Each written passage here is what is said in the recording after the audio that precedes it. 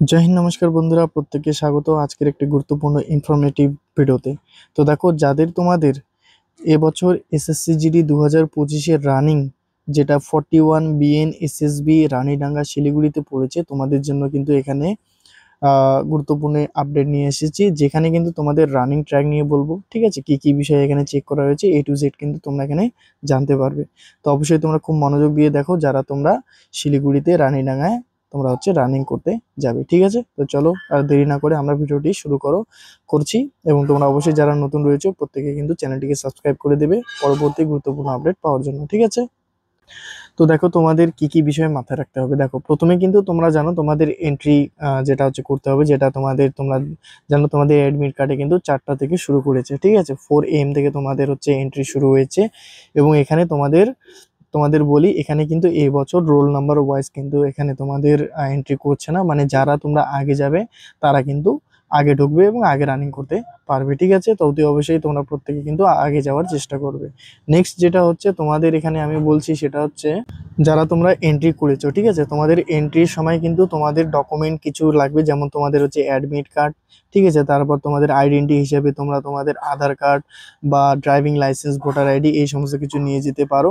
ঠিক আছে, এরপরে তোমরা 4 কপি অবশ্যই ফটো কিন্তু নিয়ে যাবে, এগুলি কিন্তু সেখানে দরকার রয়েছে। ঠিক আছে, তো প্রথমেই কিন্তু তোমাদের এন্ট্রি হয়ে যাওয়ার পর তোমাদের এখানে কিন্তু রানিং করানো হবে। ঠিক আছে, প্রথমে রানিং করানো হবে, যেটা ডিজিটালি হবে, মানে RF আইডির মাধ্যমে কিন্তু রানিং করানো হবে। ঠিক আছে, এরপরে তোমাদের হবে, যারা তোমরা রানিং এ কোয়ালিফাই করবে, তোমাদের শুধু হাইট, ওয়েট এবং চেস্ট মেজারমেন্ট হবে, যেগুলি কিন্তু সম্পূর্ণ ডিজিটালি হচ্ছে। ঠিক আছে, আশা করি বুঝতে পেরেছো, প্রত্যেকে কিন্তু এগুলি মাথায় রাখবে। তো চলো এবার দেখে নিচ্ছি, তোমরা যারা এসএসবি রানীডাঙ্গায় দৌড়বে সেখানকার ট্র্যাকটি কেমন রয়েছে, তোমাদের সেটা আমি স্পষ্টভাবে তুলে ধরছি। ঠিক আছে, তো দেখো, এবার তোমাদের রানিং ট্র্যাক সম্বন্ধে এখানে আমি বলছি, প্রতিটি বিষয় মাথায় রাখো। ঠিক আছে, দেখো, রানিং ট্র্যাক কিন্তু তোমাদের এই ধরনের থাকবে, তোমরা এখানে দেখতে পাচ্ছ।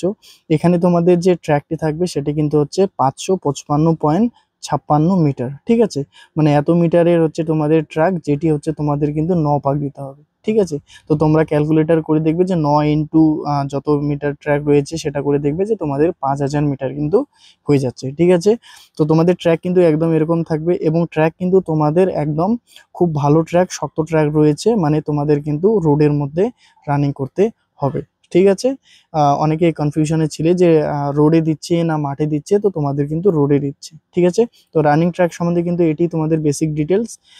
তোমরা অবশ্যই মনে রাখবে 9 পাক দিতে হবে, তাহলে কিন্তু পূরণ হবে।